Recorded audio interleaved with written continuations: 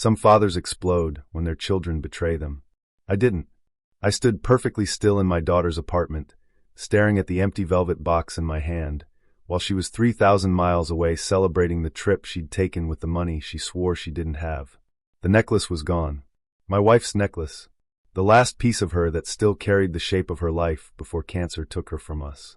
And my daughter had taken it. Not borrowed it. Not misplaced it. Sold it. 3 days later, I would watch 2 officers put my 21-year-old daughter into handcuffs at an airport while her friends screamed at me as if I were the villain. But that wasn't the moment everything broke. The breaking started 4 years earlier, on the day I buried my wife. My name is Daniel Mercer. And before you decide whether what I did to my daughter was cruel or necessary, you need to know what happened between that funeral and the moment I finally stopped rescuing her. Because sometimes a father doesn't destroy a family by being too hard.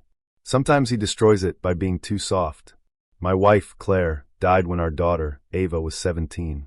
11 months after doctors told us the cancer was aggressive, I watched the woman I'd loved since college disappear beneath hospital sheets and machines.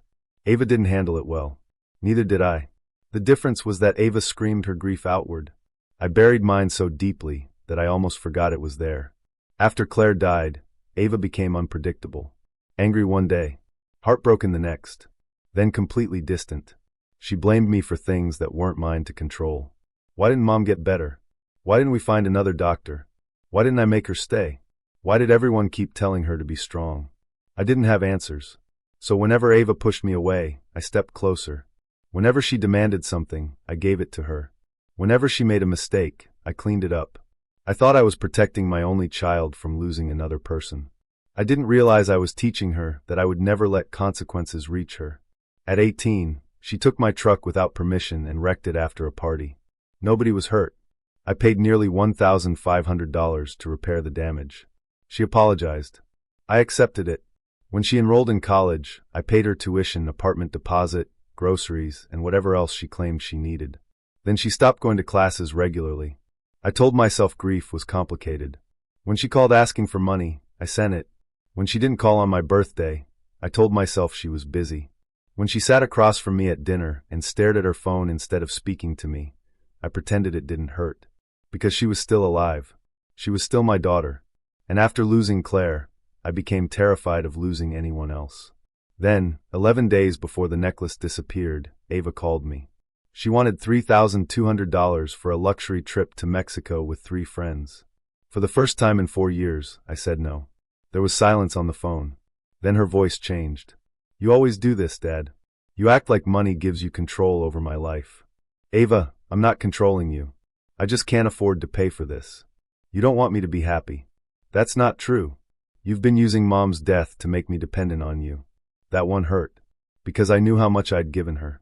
But I also knew how much I'd taken from myself. I lowered my voice. I'm your father, not your bank account. She hung up. I stared at my phone for several seconds. Then I whispered the words I'd repeated 1,000 times after Claire died. She'll come around. I believed that. Until Thursday evening. I had just finished a 10-hour shift and returned home exhausted. The house was quiet, as usual. I went upstairs. There was one thing I did almost every night. I opened the top drawer of the old dresser Claire had used before she died. Inside was a small burgundy jewelry box. Claire's diamond pendant was supposed to be there. I opened the drawer. The box was still there. But something felt wrong. I picked it up. Too light. My stomach tightened. I opened it. Empty. For several seconds, I couldn't breathe. Then I checked the drawer again. Nothing. I searched the bedroom. Nothing. My hands started shaking. That pendant wasn't just jewelry. Claire's mother had given it to her on our wedding day. Claire wore it to Ava's school plays. She wore it when Ava graduated high school. She wore it during the last Christmas we spent together. It was one of the few things I had left that still felt connected to her. And there was only one person who had a key to my house besides me. Ava. I called her. She answered after 4 rings. Behind her, I heard laughter. Music. An airport announcement. Hey, Dad. What's up? My throat tightened. Where's your mother's necklace? Silence. A very short silence.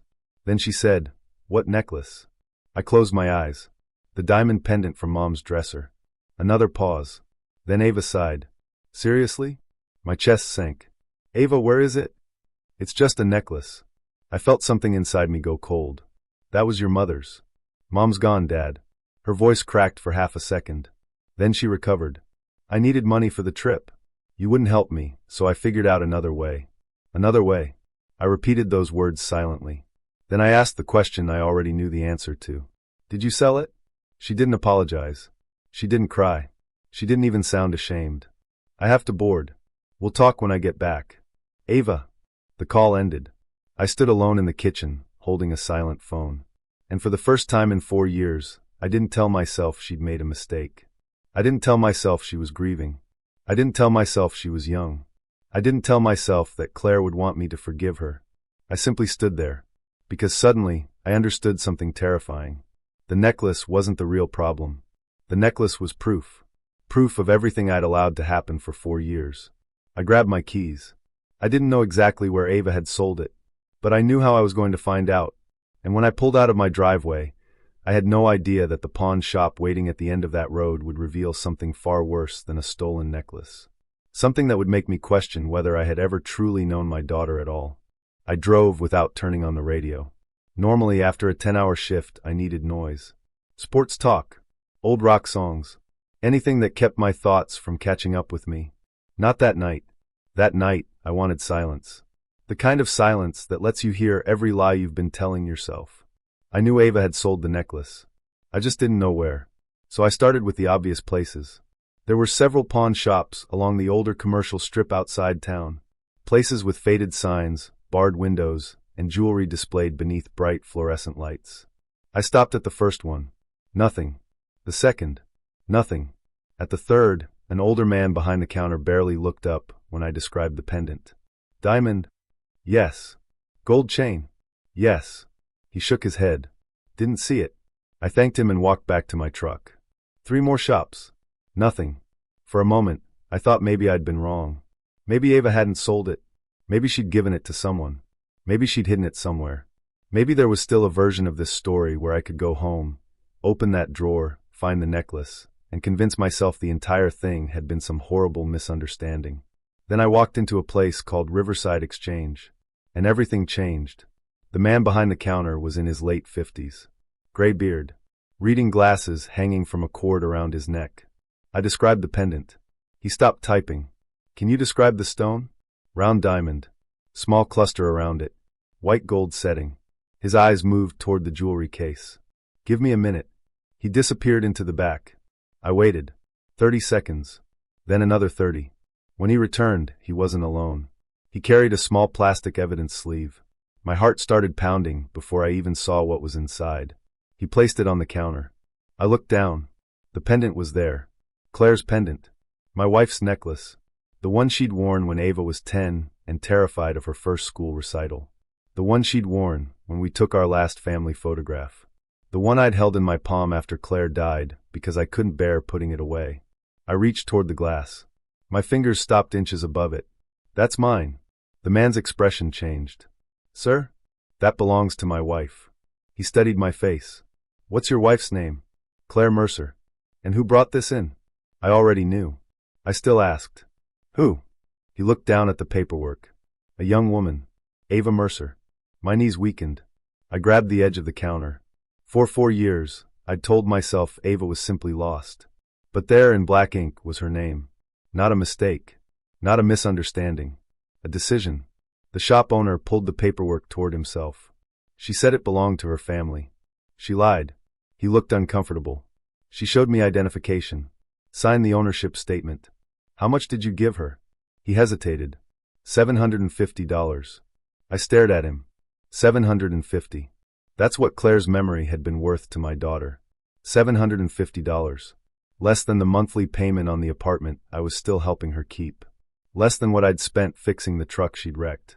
Less than what I'd sent her over the past month alone. I swallowed hard. Can I take it? The man's expression hardened slightly. Not like that. I have the receipt. The original appraisal. Pictures of my wife wearing it. Sir, I believe you. Then give it to me. I can't. That sentence landed harder than it should have. I stared at him. He explained that once a seller claimed ownership, the shop couldn't simply release an item because someone else claimed it was stolen. There had to be an official report. police, documentation, evidence, a process. A process that would turn this from a family argument into a criminal case. I looked down at Claire's necklace again. For 4 years, I'd done everything possible to keep Ava away from consequences. Now, standing inside that pawn shop, I had to decide whether I was willing to let one finally reach her. The owner lowered his voice. "Do you want me to call the police?" I didn't answer immediately, because the question wasn't really about the necklace. It was about my daughter. If I said yes, Ava could face charges. If I said no, she'd probably come home, cry, apologize, and I'd eventually forgive her. Maybe I'd even pay to get the necklace back. Then she'd do something else, and I'd rescue her again. For years. 4 years of rescue. For years of pretending that forgiveness, without accountability, was somehow love. I looked at the pendant. Claire had once told me something during the worst months of her illness. I'd forgotten about it until that exact moment. She said, "Daniel, don't confuse protecting Ava with preparing her." Back then, I thought she was talking about college. Now I understood. I closed my eyes. Then I opened them. "Call them." The owner reached for the phone. And as soon as he dialed, I felt something inside me break. Not loudly. Not violently. Quietly. The way a man's heart breaks when he finally realizes that the person he spent years protecting may have been the person he was actually hurting. 20 minutes later, a detective arrived. His name was Marcus Hale. Mid-40s. Tired eyes. Calm voice. He listened while I explained everything. He looked at the receipt, the appraisal, the photographs. Then he examined the necklace. Finally, he looked at me. "Mr. Mercer, I need you to understand something." I nodded. "If you make this report, you can't simply change your mind tomorrow because she's your daughter." My throat tightened. "I understand." "No, I want to make sure you really do." He leaned against the counter. "Depending on the value and circumstances, this could become a felony matter." I stared at him. Felony. The word seemed too large to belong anywhere near my daughter. Ava had made bad choices. She wasn't a criminal. At least, that's what I'd spent 4 years telling myself. Detective Hale continued. "Once we proceed, there may be consequences she can't simply walk away from." I looked at Claire's necklace. Then I thought about Ava standing at an airport in Mexico, laughing with her friends. I imagined her returning home. I imagined her calling me, "Dad, fix this." And I knew exactly what I would have done 4 years ago. I would have fixed it. I would have paid. I would have apologized for being upset. I would have taken the blame. But that man was gone. At least, I hoped he was. I looked directly at Detective Hale. "File the report." His eyes stayed on mine. "Are you certain?" I thought about Claire. I thought about Ava at 17, crying beside her mother's hospital bed. Then I thought about the woman she'd become. "No," I whispered.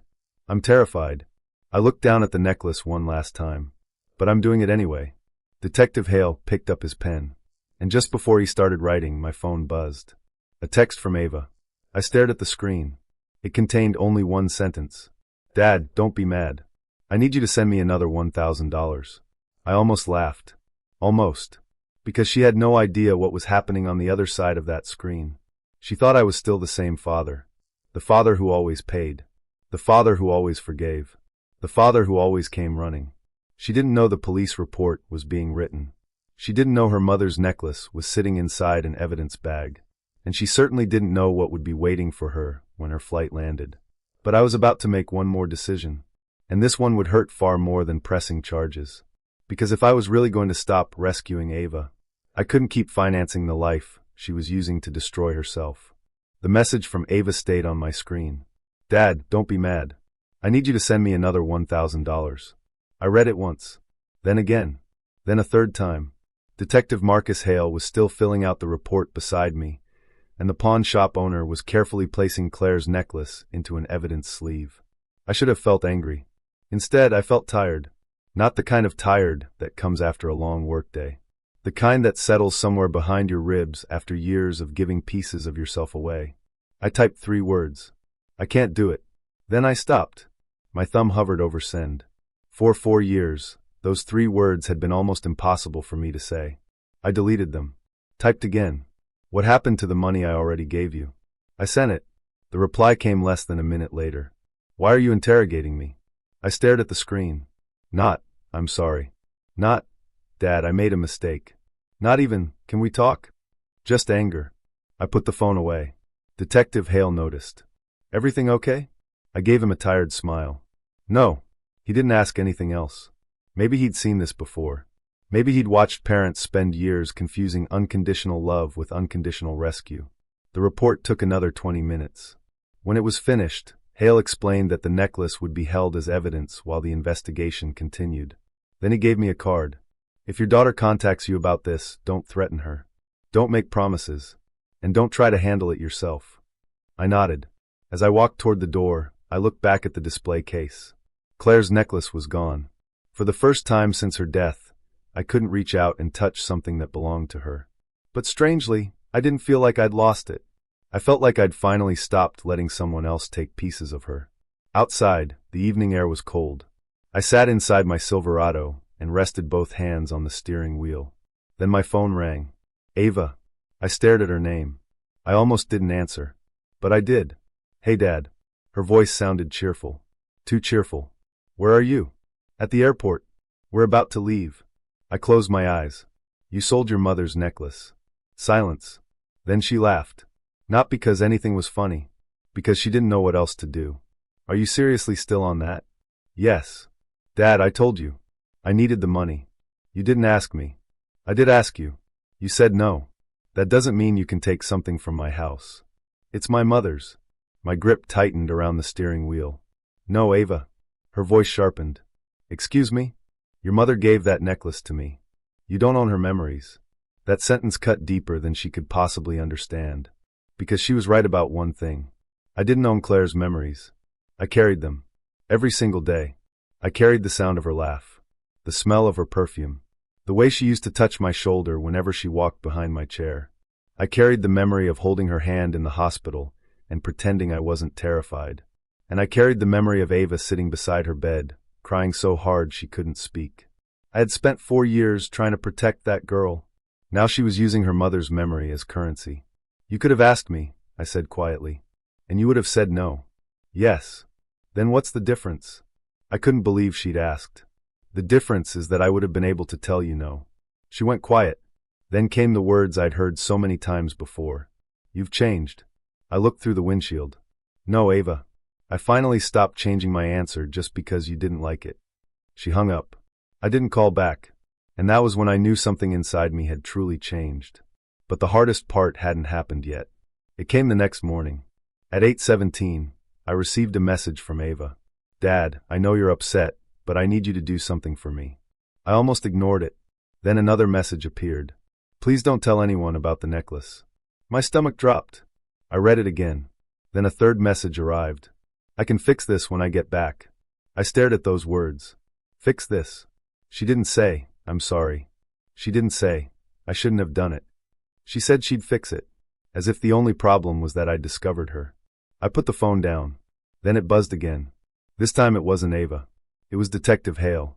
We located additional information connected to the pawn transaction. Call me when you're alone. I sat there staring at that sentence. Additional information. What could that mean? I called him. He answered immediately. Mr. Mercer, there's something you need to know. My stomach tightened. What? We checked the shop's records. Okay. Your daughter didn't just sell the necklace. I stopped breathing. Hale continued.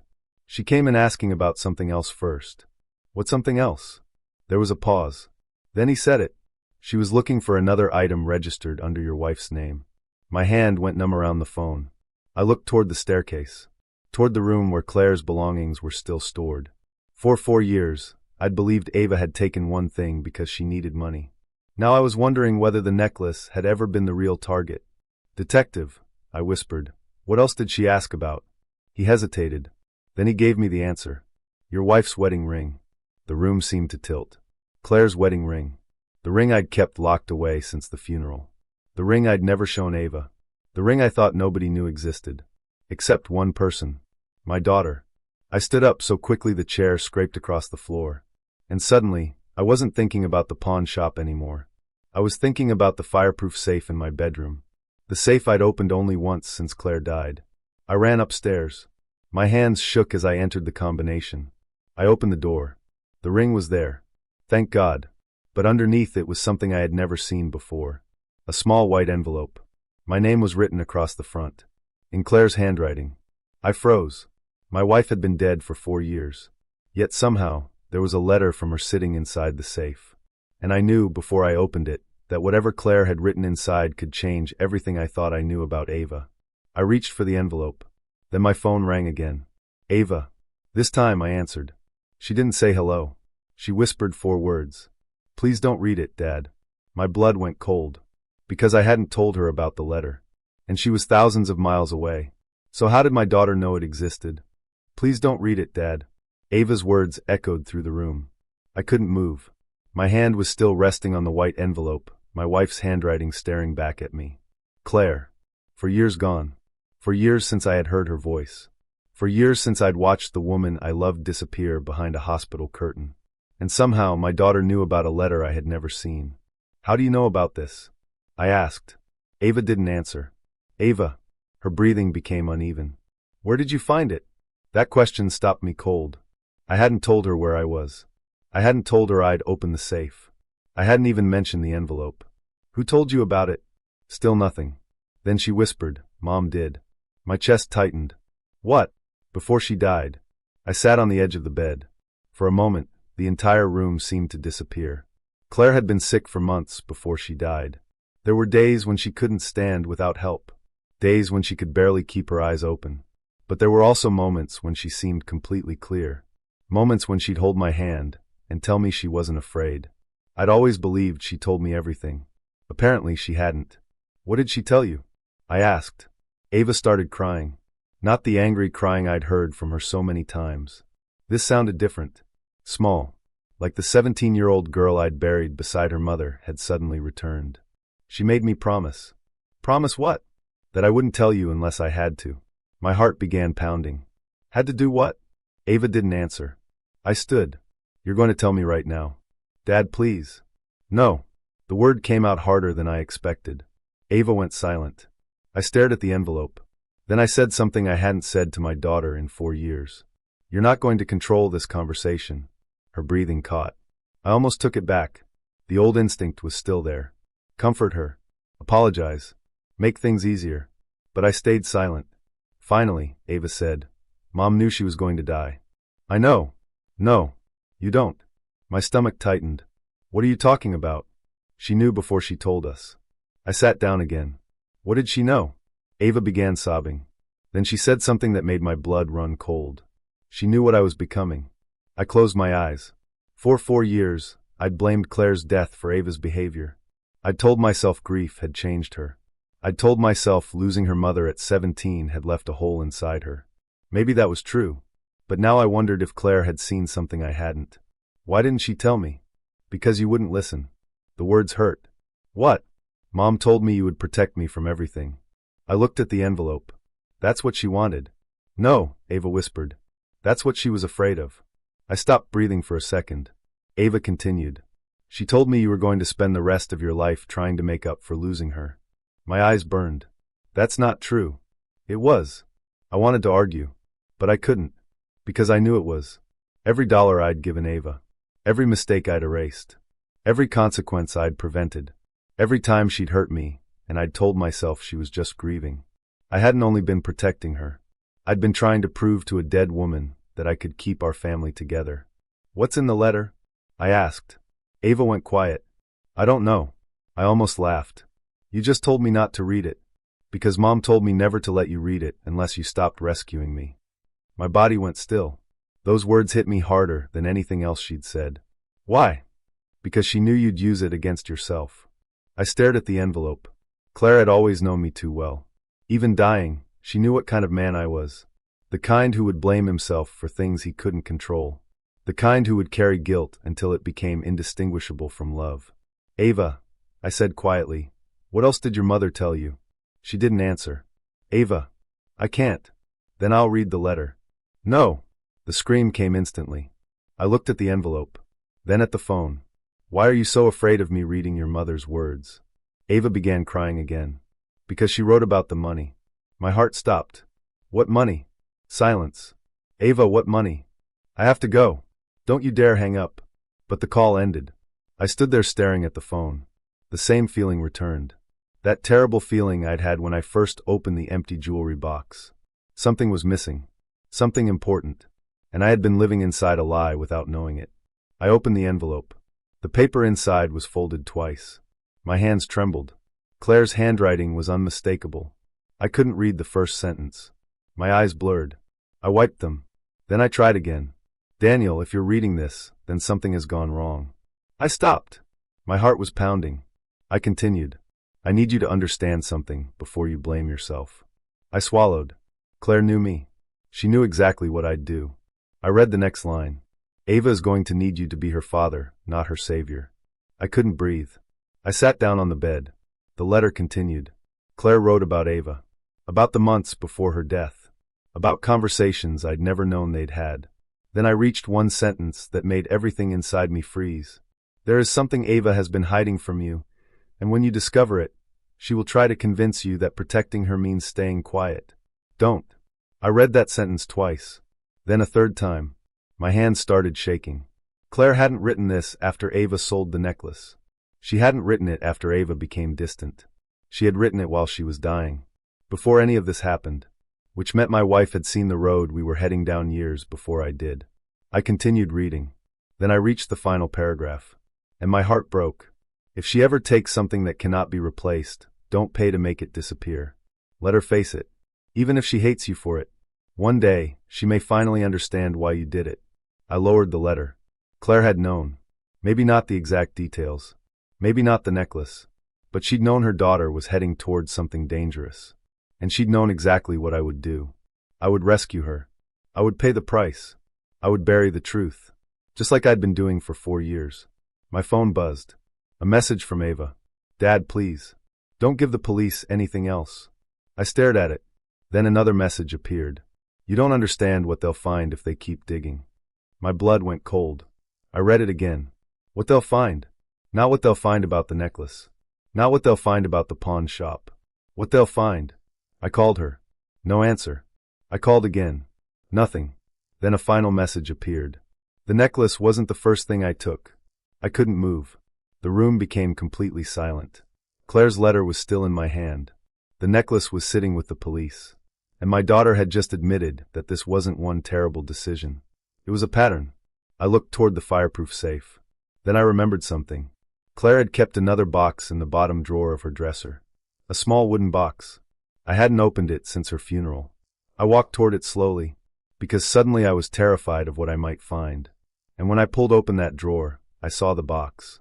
But it wasn't closed. Someone had already opened it, and there was a photograph lying beside it.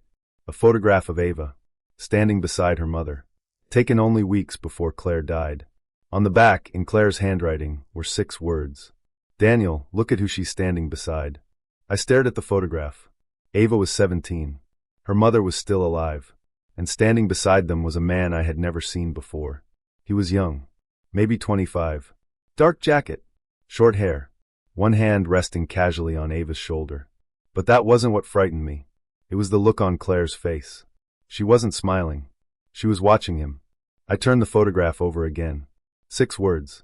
Daniel, look at who she's standing beside. I read them until the ink seemed to blur. Then I remembered Claire's final months. The hospital visits. The whispered conversations that stopped whenever I entered the room. The times Ava insisted on taking her mother to appointments alone. I had thought they were bonding. Maybe they were. Maybe they were also hiding something from me. I searched the wooden box.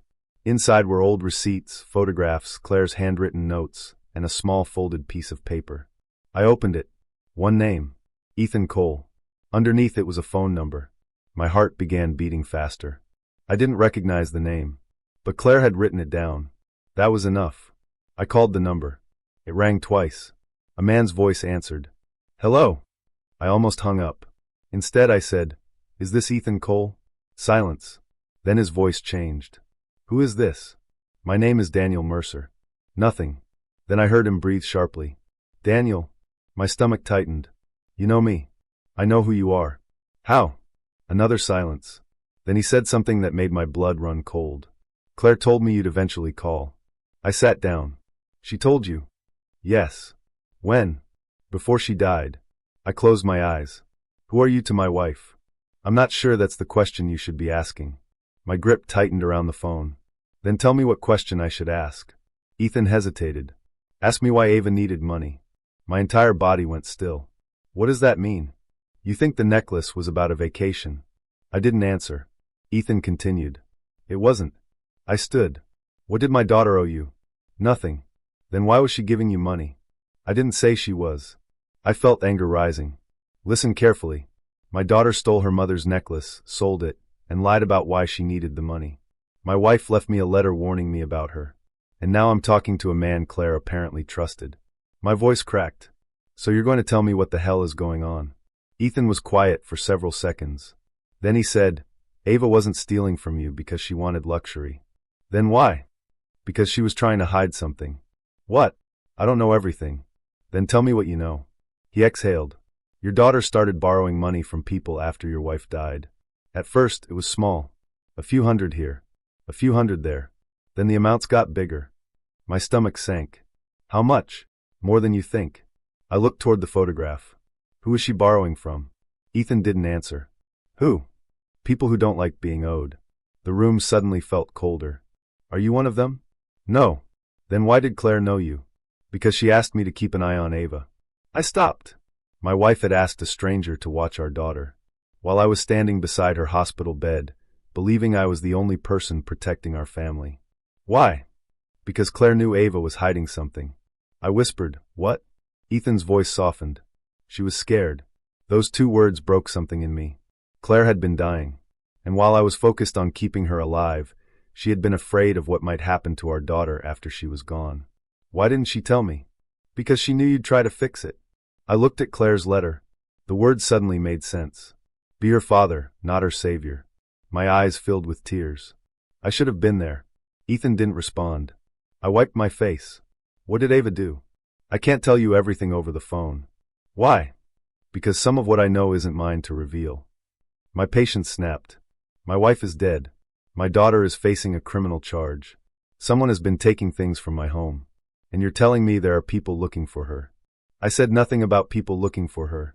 I froze. You just said she owed people who don't like being owed. I said she borrowed money. That's not the same thing. No. His voice became quieter. You're right. I waited. Then Ethan said, Daniel, there is something you need to understand. Ava's trip isn't what you think it is.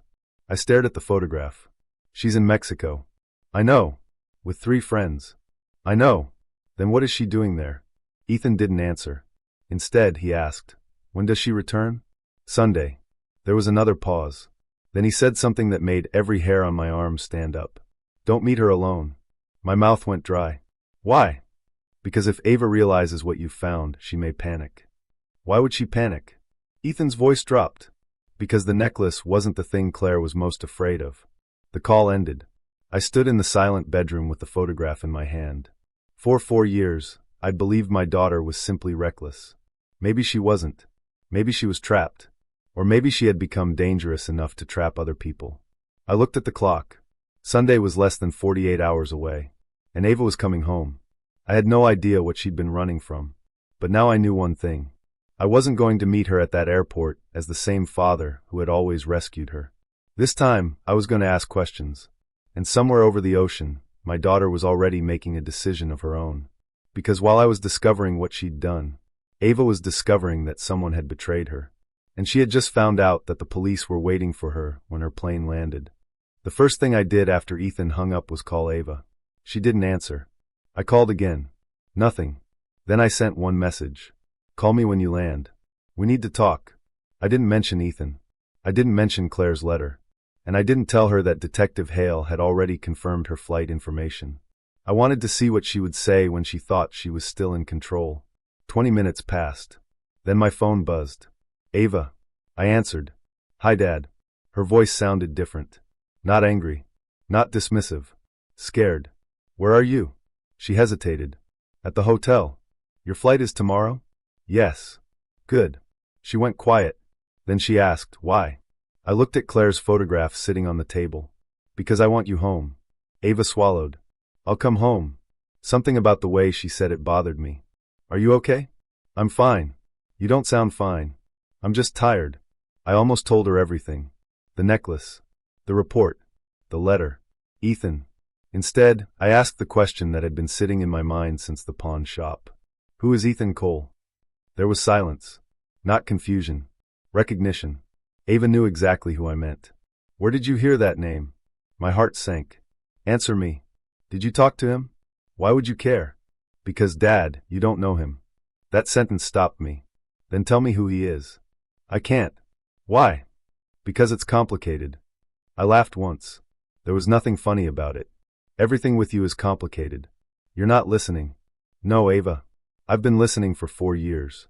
She started crying. I heard it, and the sound nearly destroyed me. Because despite everything, she was still my little girl. The same girl who used to crawl into our bed during thunderstorms. The same girl who called me from college because she'd burned microwave popcorn and thought she'd destroyed the apartment. The same girl who sat beside Claire's hospital bed and held her mother's hand. For one painful second, I wanted to forget everything. I wanted to tell her to come home. I wanted to tell her I'd handle it. I'd fix the necklace. I'd deal with the police. I'd call Ethan. I'd pay whoever she owed. I'd make the entire nightmare disappear. Then I remembered Claire's letter. Be her father, not her savior. I took a breath. What did your mother know? Ava stopped crying. What? About you. She didn't answer. Claire left me a letter. Her breathing changed. Dad. She warned me about you. Please don't. She told me not to rescue you. Please. And she was right. Ava started crying again. Then she whispered something I never expected. Mom knew I stole from you. I froze. What? She knew. How? I told her. My stomach tightened. When? Before she died. I couldn't speak. Ava continued. I took money from your desk. I lied about where it went. I sold some of Mom's things. Little things. My eyes closed. How much? I don't know. How much, Ava? She started sobbing. Maybe $8,000. $8,000. I sat down. All those times I'd wondered where the money went. All those times I'd assumed she'd simply spent too much. All those times she'd asked for another $200. Another $400. Another $500. And Claire knew. Why didn't your mother tell me? Because she asked me to stop. And you didn't. No. Why? Ava was silent. Then she said, because after Mom died, I realized something. What? You'd give me anything. That sentence crushed me. I stared at the photograph. Why? Because you were scared. My eyes burned. You knew. Of course I knew. She was crying harder now. You were terrified I'd leave too. I couldn't answer. Because she was right. Then she said the sentence that hurt more than the theft. I knew you'd rather lose money than lose me. I looked down at my hands. For years. I'd spent 4 years believing my daughter was taking advantage of me because she was selfish. Maybe she was. But there was something underneath it. Fear. Grief. And a father who had taught her exactly where his boundaries ended. Then why did you take Mom's necklace? I asked. She went quiet.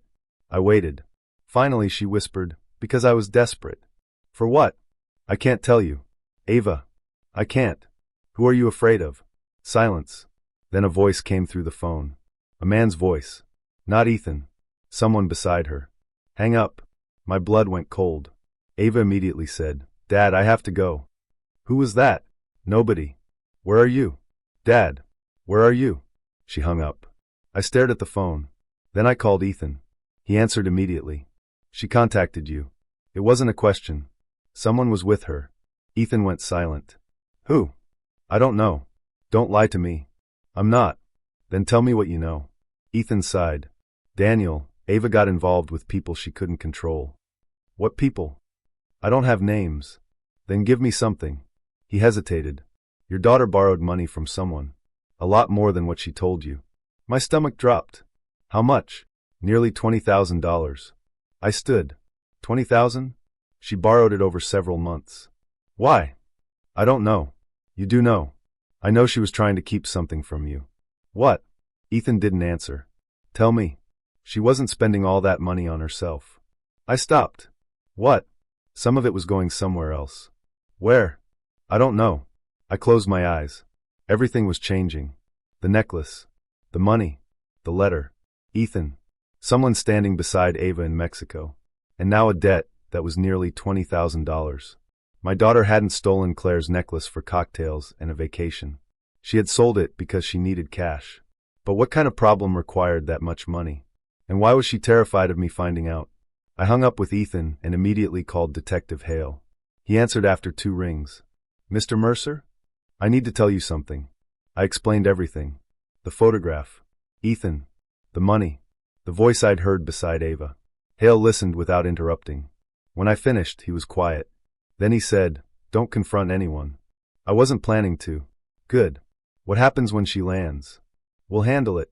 I swallowed. Will she be arrested? There was a pause. There's enough evidence to detain her while we sort out the case. My chest tightened. At the airport? Yes. I looked toward the kitchen. For 4 years, I'd imagined protecting Ava from a moment like this. Now I was going to stand there and watch it happen. Can I talk to her before you take her? If she wants to talk to you. I nodded even though he couldn't see me. Then I asked the question I was afraid to ask. Detective, if she's hiding something bigger, can you protect her? Hale's voice became serious. Mr. Mercer, if your daughter is involved with people who are threatening her, we need to know before she lands. My heart dropped. Why? Because if she's running from someone, an airport arrest could make her vulnerable. I couldn't breathe. Ava wasn't simply coming home. She might be coming home frightened. And if Ethan was right, she might not be the only person waiting for her. That night, I barely slept. At 3:12 in the morning, my phone buzzed. I expected Ava. It wasn't. It was an unknown number. One message. You should have left the necklace alone. I stared at the screen. Then another message arrived. Your daughter isn't the person you should be worried about. My hands went cold. I called the number. It was disconnected. I called Detective Hale. No answer. I sat alone in the darkness, staring at the message. Then I looked at Claire's photograph. And suddenly something clicked. Claire hadn't written that note because she feared Ava would steal a necklace. She had written it because she feared something much bigger. Something involving the people around our daughter. Something she'd discovered before she died. I picked up the photograph again. This time I studied the man beside Ava. His face. His jacket. The background. Then I noticed something I'd missed before. Behind them was a restaurant sign. A name. The Harbor Room. I knew that place. Claire and I had eaten there once. But there was something else. The photograph had been taken only 3 weeks before Claire died. And written in tiny letters beneath the restaurant's logo was a date. I checked the calendar. My stomach turned. That was the same day Claire had told me she was going to the hospital alone. The same day Ava had claimed she was at school. Both of them had lied to me. I sat back slowly. My wife had known. My daughter had known. And for 4 years, I'd been living inside the space between their 2 secrets. Then my phone buzzed again. Ava. This time, she didn't send a message. She sent a photograph. It was taken inside the airport. Ava was standing near the departure gate. But she wasn't smiling. Behind her stood the same man from the photograph. Ethan had said he wasn't involved. But the man in the picture wasn't Ethan. And Ava had circled him in red. Underneath, she had written, "Dad, if you see this man at the airport, do not let him get near me." I stared at the screen. Then I noticed the timestamp. The photograph wasn't from today. It had been taken 4 years ago. Which meant Ava wasn't warning me about someone she had just met. She was warning me about someone Claire had already been afraid of. And suddenly, Sunday wasn't about arresting my daughter anymore. It was about finding out who had been standing beside my family all those years. Because whoever that man was, he wasn't waiting for Ava to come home. He was waiting for me. I didn't go to sleep after Ava sent me that photograph. I couldn't. I kept staring at the man she'd circled. Same face. Same eyes. Same person standing beside my daughter 4 years earlier. And now Ava was terrified he might be waiting at the airport. I called Detective Hale again. This time he answered. "Mr. Mercer? Someone threatened me." He immediately became more alert. "What did they say?" I read him the messages. There was silence. "Forward everything to me." I did. Then I sent him Ava's photograph. He called back less than a minute later. "Where did you get this?" "My daughter sent it." "Today?" "No. For years ago." Hale went quiet. "Mr. Mercer, I need you to listen carefully. Don't go looking for this man yourself. I need his name. We're working on it." "No. I need his name now." "Daniel." The way he said my name stopped me. "Don't turn this into something you can't control." I almost laughed. Control. That word had haunted my family for years. Ava accused me of trying to control her. Claire had warned me not to control her. And now I was sitting in my kitchen, trying to control the one thing I couldn't control. What happened next? How soon can you identify him? I asked. Give me an hour. I hung up. An hour. I spent every second staring at the photograph.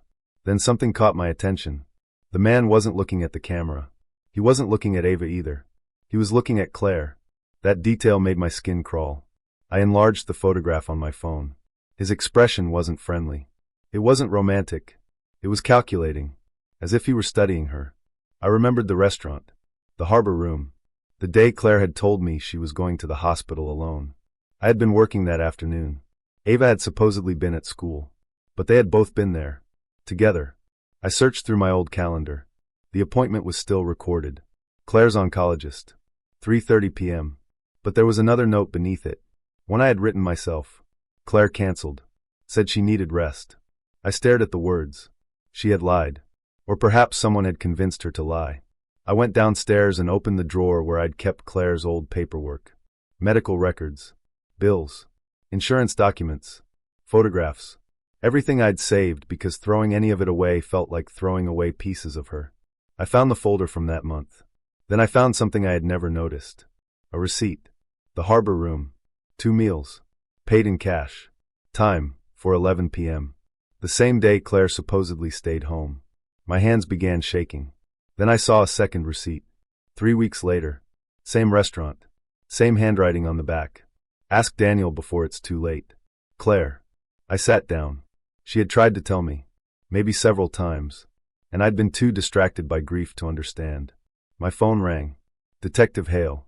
We identified the man. My heart slammed against my ribs. Who is he? His name is Grant Holloway. The name meant nothing. Who is he? That's the problem. What problem? Grant Holloway died 3 years ago. I stared at the wall. No. Yes. That's impossible. We checked multiple databases. I looked at Ava's photograph. Then who is standing beside my daughter? We don't know yet. My stomach tightened. Hale continued. But we found something else. What? Grant Holloway was investigated for financial fraud. I said nothing. He operated a private lending business. Informal loans. High interest. Several complaints were filed against him. Was he connected to Ava? Not directly. Then why was he beside her? We're still investigating. I remembered what Ethan had told me. Ava borrowed money. People who didn't like being owed. My chest tightened. Detective, how did he die? There was a pause. Car accident. 3 years ago? Yes. And you're sure it's him? We're sure the man in the photograph resembles Grant Holloway. I looked at the photograph again. Then why is my daughter afraid of him? Hale didn't answer. Because neither of us knew. Or perhaps he knew more than he was telling me. Mr. Mercer, he said finally, there's one more thing. I waited. Grant Holloway had a business partner. Who? Ethan Cole. My blood went cold. I stood so quickly my chair fell backward. Ethan. The man who had called me. The man who claimed Claire had asked him to watch Ava. The man who told me he wasn't involved. The man who somehow knew my daughter was hiding something. I called him. Straight to voicemail. Again. Nothing. Then I remembered what Ava had said. Dad, if you see this man at the airport, do not let him get near me. She hadn't said Grant's name. She had circled the photograph. Why? Because she might not have known his name. Or because she knew exactly who he was and was afraid to write it. I called Ava. No answer. Again. Nothing. Then she sent a message. Dad, please listen to me. Do not trust Ethan. I froze. A second message appeared. Mom didn't trust him either. I looked at Claire's letter. My hands went numb. Then Ava sent the sentence that finally made the entire thing make sense. Ethan wasn't watching me for Mom. He was watching Mom for Grant. I couldn't breathe. For years. For years I'd believed Ethan had been protecting my daughter. He hadn't. He had been monitoring my wife. But why? I called Detective Hale. Where is Ethan Cole? I don't know. Find him. We're trying. No. You don't understand. I looked toward the stairs. I think my wife was investigating these people before she died. Hale went silent. Mr. Mercer, what makes you think that? Because she left me a letter. What did it say? I hesitated. Then I told him. Not everything. Just enough. Hale listened. When I finished, he said, don't open any more of your wife's old files until we arrive. Why? Because if Claire was collecting evidence, We don't know who else knew about it. I looked around the house. Suddenly, every window felt exposed. Every shadow felt occupied. For 4 years, I'd believed my home was the one place where Claire was still close to me. Now I wondered if someone else had been inside it. Someone searching for whatever she had left behind. Then I remembered something. The necklace. Ava hadn't simply stolen it. She had known exactly where it was. She had known about the safe. She had known about Claire's other belongings. And she'd somehow known about the letter. Unless someone had told her. My daughter wasn't working alone. I called Ava one more time. This time she answered. Her voice was barely a whisper. He's here. My heart stopped. Who? Grant. I stood. Ava, Grant is dead. I know. Then who is there? She began crying. Dad, I don't know his real name. I felt ice run through my veins. What are you talking about? He found me. Where are you? She didn't answer. Ava, I'm at the airport. My heart slammed. Stay where you are. Police are coming. No. Yes. Don't call them. Ava, listen to me. If the police come, he'll know. Who? Silence. Then she whispered. The man who made Mom sick. I couldn't move. My daughter was crying. I could hear people moving around her. Announcements. Suitcase wheels. Then her voice came again. Mom didn't die because the cancer was too strong, Dad. My hand went cold. What did you just say? She found something. What? I don't know. Then what are you talking about? I only know what she told me. What did she tell you? Ava's voice cracked. She said if anything happened to her, I had to keep you away from the truth. I stared at Claire's photograph. Why? Because the truth would make you come after them. My chest tightened. Who are they? She started crying harder. Then the line went silent. Ava? Nothing. Ava. The call had disconnected. I grabbed my keys. For 4 years, I had been terrified of losing my daughter. Now I was terrified she was walking straight into the same danger that had taken her mother. I drove toward the airport. Not to rescue Ava from the consequences she'd created. Not to erase the police report. Not to save her from herself. I was going because she was my daughter. And whatever Claire had discovered before she died, I was finally going to uncover it. But when I reached the airport, Detective Hale was waiting outside the terminal. His face told me something was wrong. Where's Ava? I asked. He looked at me. Her flight landed 20 minutes ago. My stomach dropped. Then where is she? Hale's jaw tightened. We don't know. What do you mean you don't know? Her phone was found near the baggage claim. I stared at him. Found? He nodded. And there was something beside it. He reached into an evidence bag. Inside was a small piece of paper. My name was written across it. In Ava's handwriting. I opened it. There were only 7 words. Dad, I'm sorry. Don't trust anyone. I looked up at Hale. And then I heard a voice behind me. A voice I hadn't heard in 4 years. Daniel. I turned. Ethan Cole was standing 10 feet away. Alive. And smiling. But the worst part wasn't seeing him. It was what he was holding in his hand. Claire's missing wedding ring. I couldn't move. Ethan stood in front of me holding Claire's wedding ring. The ring I'd kept hidden for 4 years. The ring nobody was supposed to know about. I looked at Detective Hale. Then back at Ethan. Where did you get that? Ethan's smile disappeared. Claire gave it to me. My heart cracked. You're lying. No. I stepped toward him. Hale immediately moved between us. Daniel, stay back. Ethan slowly reached into his jacket and pulled out a folded photograph. He handed it to Hale. It showed Claire sitting inside the harbor room. Across from her sat Ethan. And beside Ethan was another man. The same man from Ava's photograph. But this time I recognized him. Grant Holloway.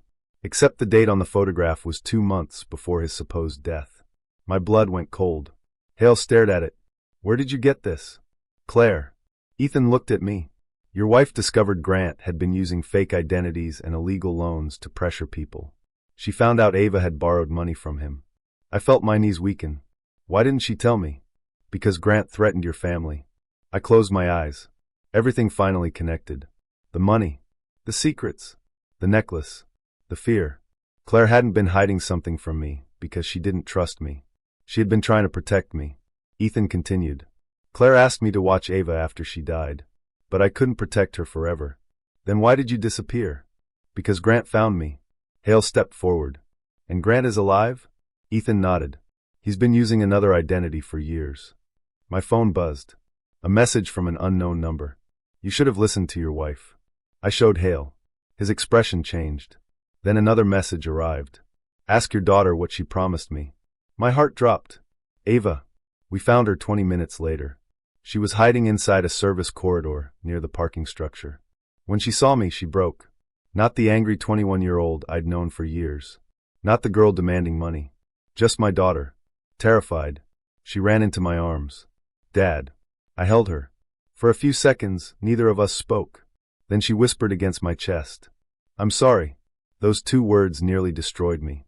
I closed my eyes. I know. She pulled away. I thought I could handle it. You couldn't. I know. Why didn't you tell me? Her face crumpled. Because I knew you'd come running. I stared at her. She was crying. And I knew you'd give up everything to protect me. I remembered Claire's letter. Be her father, not her savior. For the first time, I understood what my wife had meant. Protecting Ava didn't mean removing every consequence. It meant giving her the chance to become someone who could survive without me carrying her. The police eventually found the evidence they needed. Ethan gave them everything Claire had left behind. Grant was arrested weeks later after investigators connected him to the fraud network. Ava still faced charges for stealing and selling the necklace. I didn't make them disappear. I didn't pay anyone to erase them. But I did something I should have done 4 years earlier. I stood beside my daughter while she faced them. There was a difference. I wasn't standing in front of her anymore. I was standing beside her.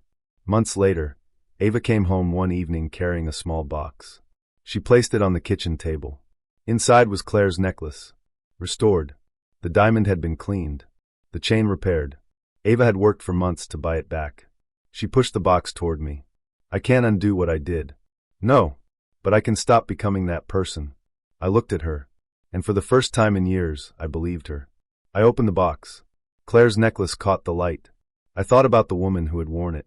The woman who knew me better than anyone. The woman who understood that love sometimes means holding on. And sometimes it means letting go. Ava reached across the table. I'm sorry, Dad. This time I took her hand. I know. I didn't rescue her. I didn't erase her mistakes. I didn't pretend none of it happened. I simply stayed. Because that was what Claire had wanted. Not a perfect daughter. Not a perfect father. Just 2 broken people finally learning how to love each other without destroying each other. That night, I went upstairs alone. I opened the drawer. The velvet box was waiting. But this time, I didn't feel the old emptiness. I placed Claire's necklace beside her wedding ring. Then I closed the drawer. For 4 years, I thought losing my wife meant I had to hold tighter to my daughter. I was wrong. Sometimes holding too tightly is exactly how you make someone disappear. Claire had known that. She had tried to warn me.